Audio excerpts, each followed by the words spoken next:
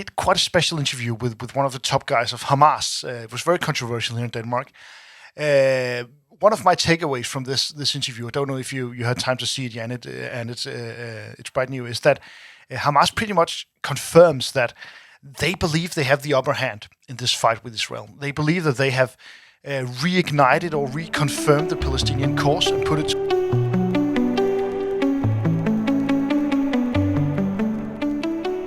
Hello out there and welcome to this week's edition of GeoPortfolio. This is your weekly geopolitical show with everything geopolitical that matters for your portfolio.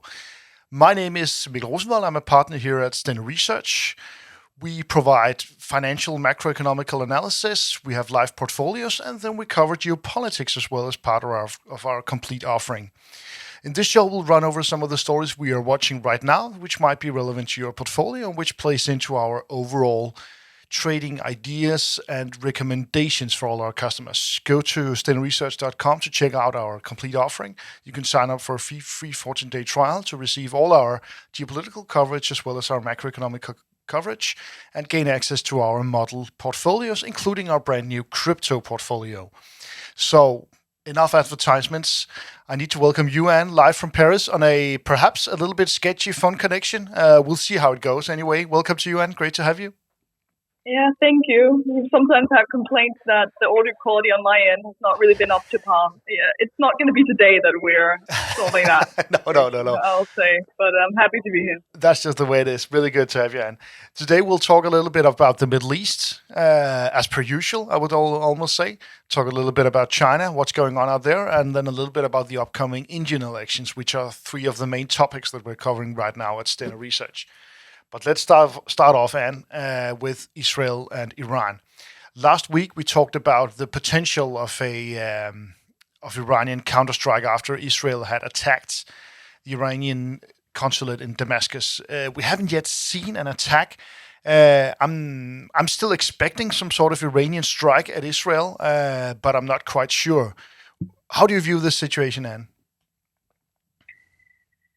Yeah, I guess it doesn't bode well for our analysis that it hasn't happened yet. Also, in terms of being a direct tit-for-tat operation, you would normally expect within at least a couple of weeks or so. Not to say it won't come yet, but time is running out if it has to be at least a classical retributional attack, I'd say.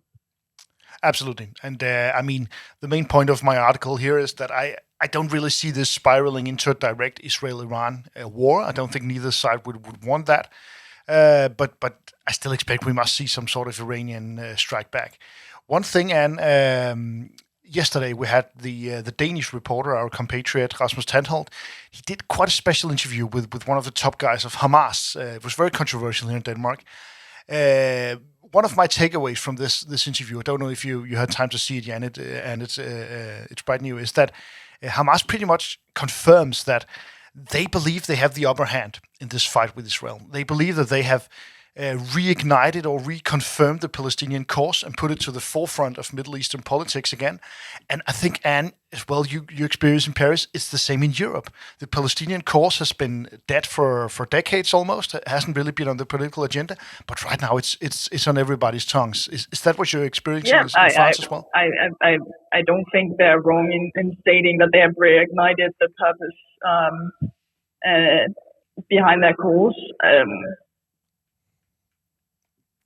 Like the whole October 7th attack is by many experts seen as a classic spoiler attack where things have been normalized in the region and Hamas is kind of raison d'être, as we say here in France, was kind of withering away a bit. So that's definitely not a wrong statement. Whether that means they have the upper hand, I might challenge a little bit, especially in terms of military power. The imagery coming out of Gaza it's pure destruction. Every image you see down there. Absolutely. Upper hand military, no. Upper hand in terms of the sad guys and support for Israel withering. Yeah, that's how it's described. I would agree, Anne.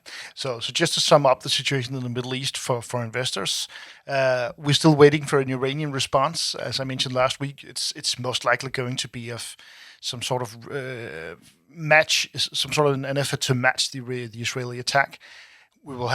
I still believe we will see some military response from Iran. Don't expect this to spiral into an Israel-Iran war. On the other hand, the peace negotiations between Israel and Hamas are still going very slowly. As we just talked about, Hamas is feeling rather confident on some level, even though their home turf has been uh, almost demolished by the Israeli military. So the outlook for solutions in the Middle East is still a little bit bleak. I think the internal and external pressure on Netanyahu is growing much stronger by the day, but there still seems to be a core of support for getting out the last hostages.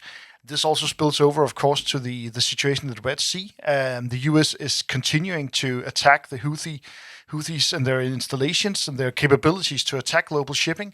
But I mean, it's going to take a lot more for the U.S. to push the Houthis back enough for the international shipping companies to return to the Red Sea, and that's the objective. It's not just that the U.S. military can claim, "Oh, we killed this and this many Houthis and destroyed missile sites."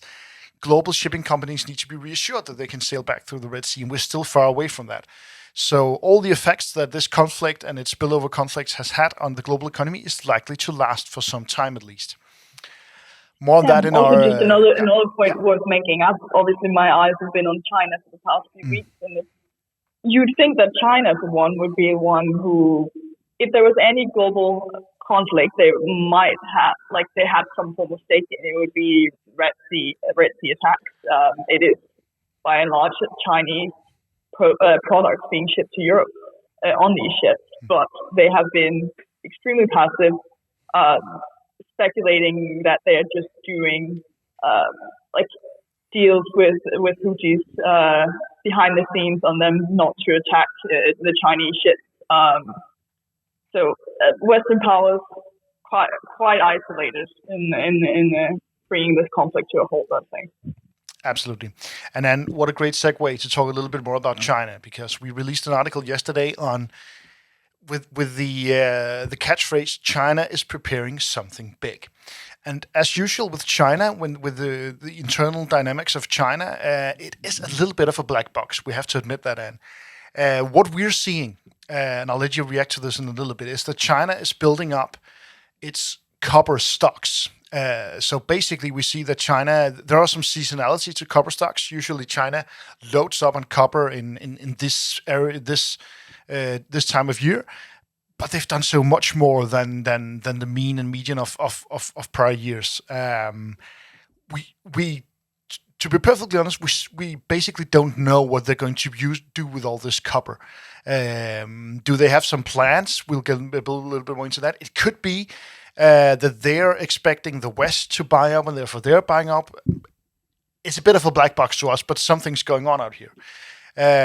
Some theories that have been presented is one that China is expecting that whenever interest rates go down in Europe, we're going to start reinvesting heavily into green projects, which usually will require copper for electrification projects, etc. Another related idea is that China has decided that after the real estate boom that we talked a lot about last week, and the whole process of moving the Chinese population into newer homes, into the cities, that the next wave of improving Chinese people's lives will be to put them behind the wheels of cars. That China is trying to produce enough electrical vehicles to sort of satisfy that dormant need within the Chinese population. Those are some theories. We simply don't know why China is buying copper, and we don't know, is this the roof? Are they going to buy more? It's a huge question. It could also be related to expectations of increased demand for manufactured goods in Europe and the US. But as we see as well, the US is starting to import goods from other places than China. This is a very interesting chart that shows sort of a peak just before COVID. We saw re-emergence during COVID when people were in the US were forced to stay at home and bought things on Wish.com. But since then, we're beginning to see the effects of the decoupling that we've talked so much about. So yeah, I don't know if you have another theory, and we don't know exactly what's going on Yeah, in China. I think you said it. Like copper is used in so many things that it's almost impossible to predict what they want to use it for. It's sometimes being described as like the best mark of just a running economy. So if things are going on in manufacturing, copper will tend to increase in price. I'll also add that there has been uh, mandated production cuts for the Chinese copper manufacturers. So just the price of copper in general have risen. And even though I can't say what they're going to use it for sure, I think a common narrative of what we're seeing in this kind of tit-for-tat tech war between the US and China is China restricting kind of upstream materials to the US, and then vice versa, the US and Europe are restricting kind of high-tech tools for later on in manufacturing of chips and EVs and so forth. So that's kind of how they're putting each other in a checkmate in a sense. Absolutely, and it's going to be really interesting whether this is part of a. I'm very much focused on the EV space. Whether this is a part of a Chinese response to Tesla's price cuts last year. We have seen that China has cut its price of much of its domestically produced cars. When we say China, it's of course companies, but we still assume that they have some level of government interference. So yeah, a whole lot going on.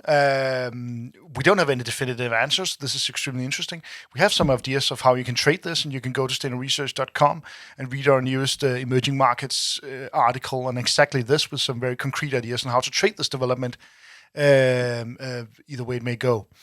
Finally, Anne, we are over the coming weeks and months, we're going to be turning our attention a little bit to India. India is slowly getting closer to parliamentary elections. Prime Minister Modi is heavily favored. I mean, just look at these numbers. He's looking at upwards of 400 seats in the parliament, and it's almost an unquestion if he's going to retain his absolute majority. Modi has been probably the most popular world leader within his own country. And even if there are many question marks to be put at this election, I mean, it is a democratic election. So this is a very, very strong sign for stability and continuity in India. Not the best news for some of the ethnic minorities that Modi is targeting heavily, most primarily or most significantly Indian Muslims. But I mean, this is an election to look out for, not so much for the results, but more to look out for some of the plans that Modi may lay out. I know we looked a lot at India last year, Anne, and we're going to focus more on that over the coming weeks. So just a little teaser for a topic that we're going to be covering extensively. Yeah, just in terms of an organizational feat, it's huge. It's going to be the biggest election history of China surpassing India surpassing China in terms of population. So exactly, just seeing how they're going to manage to pull this thing off over the course of 2 months or so when voting procedures will take place, it will be very interesting to watch. It's an incredible feat and something to keep in mind that this country is still democratic and carrying out relatively democratic elections. That is very remarkable. So, Anne, that was all for this week. Really great to have you with you, and our phone connection seemed to have lasted. We're fingers crossed that our producer Joe can do some magic with the sound quality. I believe he can. Hopefully, we can improve that a little bit for next week. But thanks to you, Anne. Have a great weekend down in Paris. Yes, thank you. And to all of you out there, thanks a lot for watching. We'll see you either at stanerresearch.com or next week with another episode of GeoPortfolio.